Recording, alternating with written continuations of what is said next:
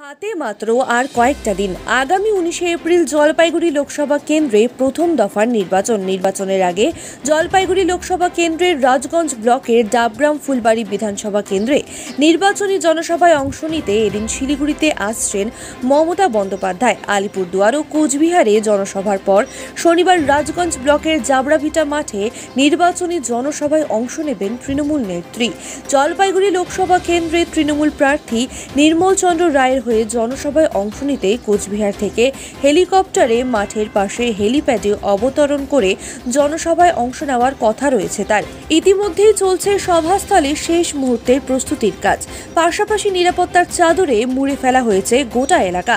জনসভায় তৃণমূল নেত্রীর বক্তব্য শুনতে ইতিমধ্যেই সভাস্থলে ভিড় জমাচ্ছেন তৃণমূল কর্মী ও সমর্থকেরা। পাশাপাশি মঙ্গলবার শিলিগুড়িতে জলপাইগুড়ি লোকসভা কেন্দ্রে তৃণমূল প্রার্থী গোপাল লামার হয়ে হিলকার্ড রোড থেকে বাঘাযতীন পার্ক পর্যন্ত নির্বাচনী পদযাত্রায় অংশ নেওয়ার কথা রয়েছে মমতা বন্দ্যোপাধ্যায়ের।